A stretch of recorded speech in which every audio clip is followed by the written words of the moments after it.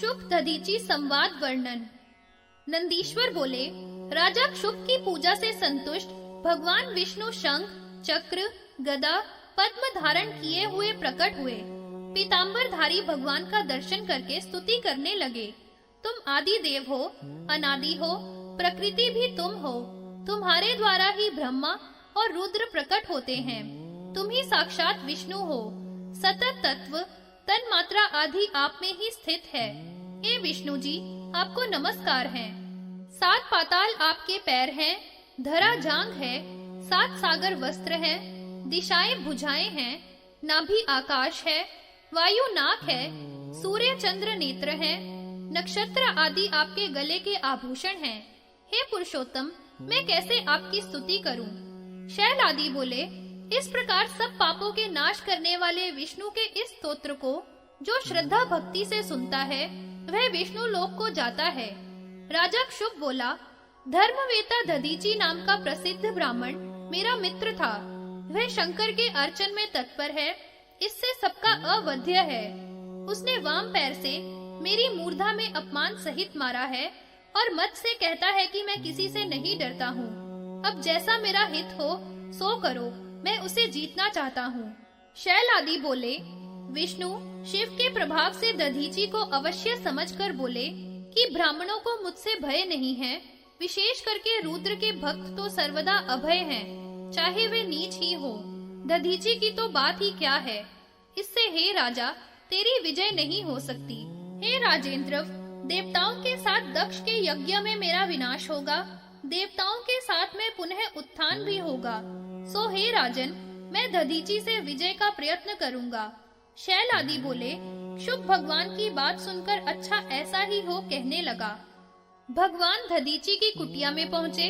ब्राह्मण का रूप धारण करके दधीची से बोले, हे ब्रह्म ऋषि दधीची, शिव भक्ति में तत्पर हो मैं आपसे वरदान मांगता हूँ, आप देने के योग्य हो। तब दधीची बोले, तुम्हारी इच्छा मैं जान गया, तो भी मैं भय नहीं करता। आप विप्र के रूप में जनार्दन हो।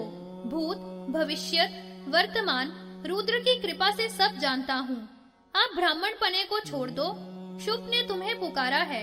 तुम्हारी भक्त वत्सलता को मैं जानता हूँ। शिव की अर्चना से मुझे कहीं भय नहीं है, यदि है तो आप बताइए। नंदीश्वर बोला, ऐसा सुनकर विष्णु भगवान रूप छोड़कर हंसने लगे। भगवान बोले, हे दधीची, तुम्हें भय नहीं है, तुम शिव के अर्चन में तत्पर हो, इसी से तुम सर्वज्ञ हो। परंतु एक बार यह कह दो कि मैं डरता हूँ, ऐसी मेरी आज्ञा मान लीजिए। विष्णु के कहने पर भी दधीची ने फिर भी यही कहा कि मैं नहीं डरता। मुनि के यह वचन सुनकर विष्णु को क्रोध आ गया। चक्र को उठाकर भस्म करने के लिए मारने को तैयार हुए, परंतु विष्णु का वह चक्र कुंठित हो गया। तब दधीची हंसकर बोले, हे भगवान, अतीव दारुण यह सुदर्शन चक्र जो आपको प्रयत्न से प्राप्त हुआ है वह शिव का ही है, इसलिए मुझे नहीं मार सकता। ब्रह्मास्त्र आदि से मारने का प्रयत्न करो। शैल आदि बोले, उसकी बातों को सुनकर विष्णु ने सब प्रकार के अस्त्र उस पर चलाए तथा सभी देवता विष्णु की सहायता करते रहे। दधीची कुशाओं की मुट्ठी लेकर शंकर जी का स्मरण कर सब देवों पर कुशा फेंकने लगे। उनके सब अस्त्र व्यर्थ हो गए, देवता सब भाग गए।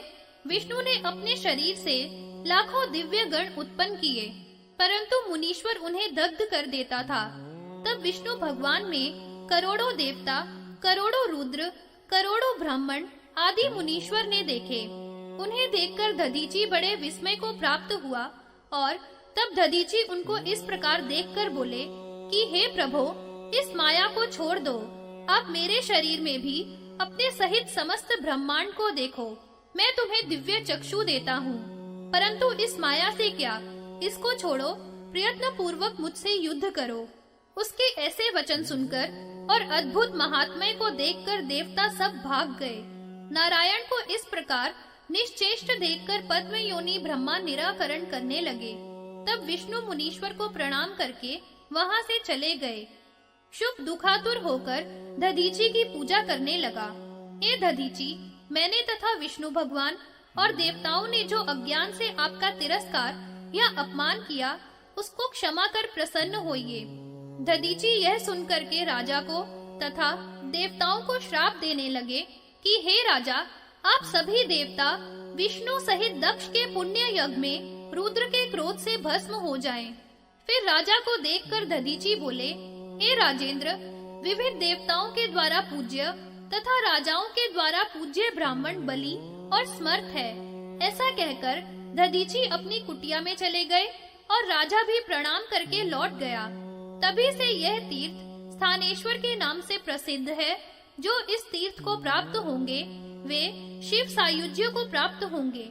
यही मैंने दधीची और शिव का प्रभाव भी वर्णन किया। जो इस क्षुप राजा और दधीची के आख्यान को सुनेंगे वह मृत्यु को जीतकर ब्रह्मलोक को प्राप्त होंगे। युद्ध में जो इसका कीर्तन करेंगे वह विजयी होंगे तथा मृत्यु का भय नहीं होगा।